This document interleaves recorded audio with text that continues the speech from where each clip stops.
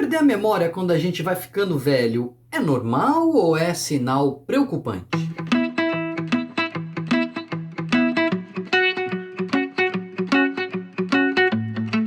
Hoje a gente vai falar sobre memória em alguns aspectos, porque essa é uma queixa muito comum no consultório e normalmente as pessoas que têm queixa de memória, elas vêm com uma preocupação. Será que é normal da idade? Será que tem alguma outra causa? Será que eu estou ficando um demenciado? Tem uma história de Alzheimer na família? Eu ouvi dizer. Qual será? O que está por trás dessa minha perda de memória? Hoje a gente vai discutir especialmente um diagnóstico que normalmente não é muito comentado, que é o comprometimento cognitivo leve. Mas vou tentar diferenciar um pouco da perda de memória que acontece de forma geral, da perda de memória do envelhecimento e da perda de memória da doença de Alzheimer. Vamos falar de tudo isso, dando algumas dicas no final sobre o que fazer para se prevenir contra esta perda de memória ou perda de funções cognitivas em geral. A memória, ela costuma ser prejudicada, é a que mais chama atenção muitas vezes, mas outras funções cognitivas podem estar prejudicadas. A gente vai falar de tudo isso. Não se esquece de se inscrever aqui no canal, de já deixar o seu like se você gosta e acha esses temas importantes, clicar no sininho aí para receber os alertas quando tiver vídeo novo. A memória é uma função que todo mundo entende mais ou menos, né? Que é você aprender alguma coisa e depois conseguir lembrar daquela coisa. A gente tem um vídeo específico sobre memória aqui também no canal. Mas lembrando rapidamente, você tem a memória de trabalho, que mantém as informações na sua cabeça enquanto você está precisando ali ler uma frase, ver um filme, uma memória imediata. Uma memória de curto prazo, que você consegue lembrar por algum tempo uma informação, um número de telefone, alguma coisa, uma lista de mercado, se o mercado é perto da sua casa. E a memória de longo prazo, que é você guardar realmente memória e poder lembrar daquilo alguns dias depois. Quando a gente vai envelhecendo, as funções do nosso corpo, em geral, podem ir apresentando dificuldades. Você já não tem a mesma força que antes, você já não tem a mesma velocidade que antes, e às vezes o raciocínio pode ficando mais lento e a memória pode ficando também já não a mesma coisa. Eu sinto que a minha memória não é mais aquelas coisas.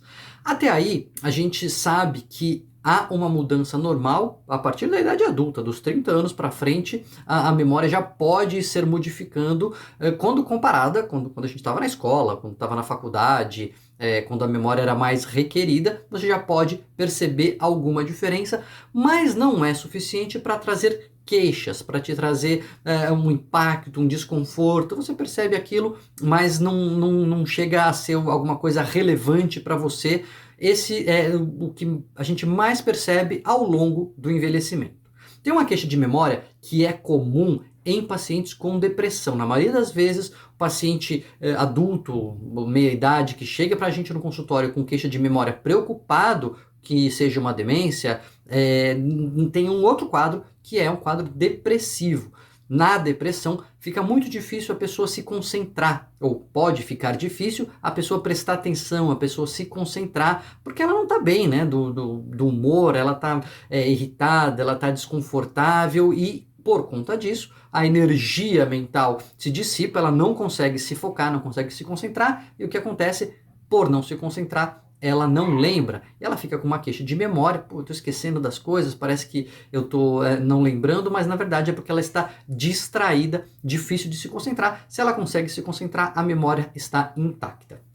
E finalmente tem os dois principais diagnósticos aí que levam à perda de memória no envelhecimento. Um é a demência. A gente tem vídeo específico aqui, se você tem curiosidade, quer saber um pouco mais sobre demência, pode clicar aí no card que você vai ter um vídeo específico sobre as demências. Mas hoje eu vou falar desse comprometimento cognitivo leve. O que é isso? O nome tenta explicar em termos mais técnicos, mas é que a nossa cognição, as nossas funções mentais, as nossas funções de raciocínio, de apreensão da realidade, de percepção, de memória, elas chamam em conjunto, né, da nossa cognição.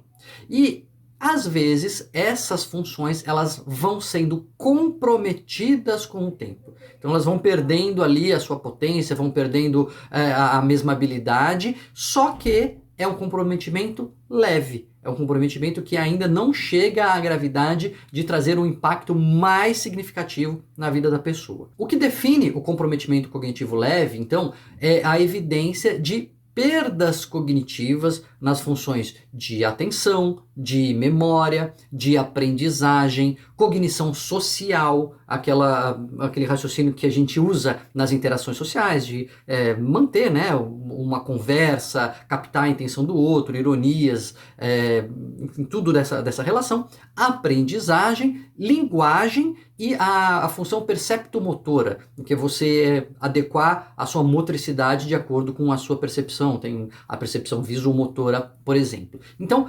algumas dessas funções cognitivas, elas vão sendo comprometidas e há evidências de prejuízo.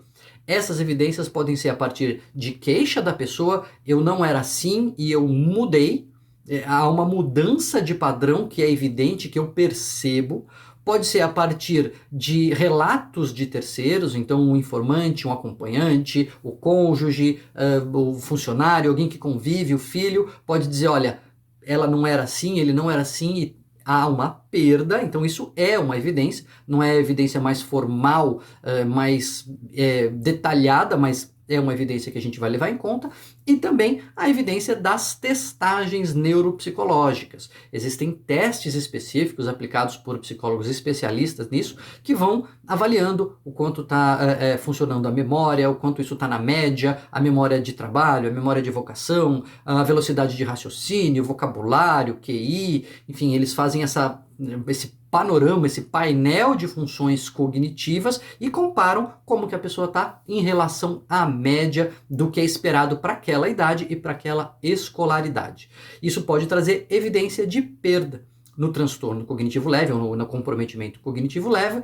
Isso é uma perda que não é tão intensa, a pessoa desvia ali 2 desvios padrões da média no máximo, ela se desloca um pouquinho, era esperado que ela tivesse um pouco melhor, ela está um pouco pior, um pouco abaixo do que a média para aquela população, naquela escolaridade, daquela idade, e isso obviamente é percebido por ela ou por quem está próximo dela, pelo informante, que vê que, olha, a pessoa não funciona mais como antes, ela não é mais a mesma, só que esses déficits, essa perda, não é suficiente ainda para impactar a vida diária. A pessoa ela continua sendo autônoma, ela continua fazendo as coisas dela, ela continua tendo capacidades de fazer tudo da sua vida. Ela vai no banco, ela paga as contas, ela se cuida sozinha. Enfim, a autonomia dela ainda não foi reduzida por esses sintomas. Às vezes ela descreve que precisa de mais esforço para fazer a mesma coisa, cansa mais, gasta mais tempo, não é mais na mesma velocidade, então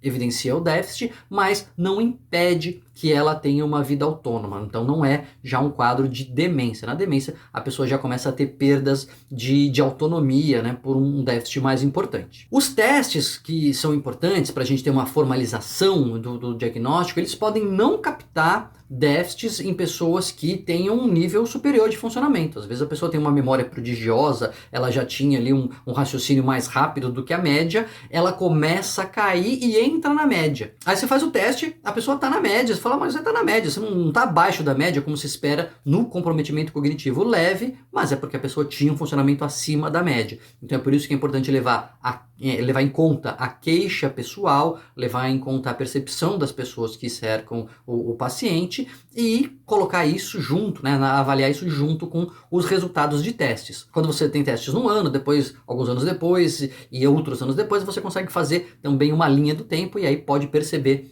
quedas no rendimento cognitivo da pessoa. Não é um quadro de demência, mas é um fator de risco para a evolução para uma demência.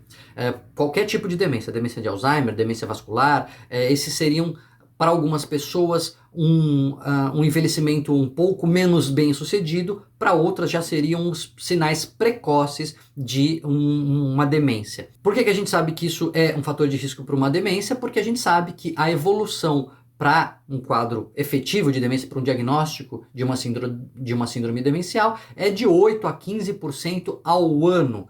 Então, entre 8% e 15% dos idosos que têm um comprometimento cognitivo leve vão, em um ano, desenvolver demência. É mais do que a população geral. nos idosos, na população em geral, que não tem esse diagnóstico, a taxa de evolução para a demência é de mais ou menos 1 a 2%. Então, entre 1 a 2 idosos de cada grupo de 100 vão apresentar demência se eles não têm um transtorno cognitivo leve. Então, é bastante, né? Chega a ser até 8 vezes mais praticamente. Então, é um fator de risco, só que tem o outro lado. Não é? Tem aí 80%, 90% dos idosos que têm o comprometimento cognitivo leve que não vão evoluir para demência ao longo do ano. Vai diminuindo, né? O grupo vai diminuindo com o tempo, lógico que com o tempo, quanto mais idoso, maior o risco de ter demência, mas o CCL, o comprometimento cognitivo leve, não é uma sentença de que a pessoa irá inevitavelmente evoluir para o quadro demencial. A prevalência varia dependendo de estudo, mas se fala entre 15% a 20% dos idosos terem algum grau de déficit já nas cognições que sejam evidenciados dessa maneira, pela sua própria percepção, pelos outros, mas que não tiram a autonomia da pessoa. É bastante, né? Se pensar aí de cada 5 idosos, quase ter um comprometimento desse nível, é uma taxa de prevalência aí que não é desprezível, então por isso que a gente vê bastante acontecer. Quando a pessoa tem esse diagnóstico, aliás, antes de ter esse diagnóstico, já vale a pena a gente saber o que é importante para prevenir a evolução para a demência. E a gente tem aqui sempre, a gente fala disso aqui no canal, mas duas coisas são muito importantes. Primeiro, atividade física. Gente, atividade física, eu não sei, eu acho que todo vídeo eu tenho que falar de atividade física, porque é fundamental. A atividade física, tem estudo que fala até de recuperação de memória. Não é o mais comum, foi um estudo só, mas todos os estudos falam de diminuir o risco de evolução para a demência. Então tem vários fatores de risco que a gente deve eliminar sempre que possível. Baixa escolaridade, tabagismo, obesidade, pressão alta, diabetes descontrolada, perda de audição, depressão, tudo isso são fatores de risco que a gente tem que tratar. Mas um fator de risco que a gente pode já atuar é o sedentarismo. Você fazer atividade física previne em grande parte a evolução para a demência de uma pessoa que não tem o comprometimento cognitivo leve, mas também quem tem esse diagnóstico, se faz atividade física, diminui o risco. Lembra que é um fator de risco?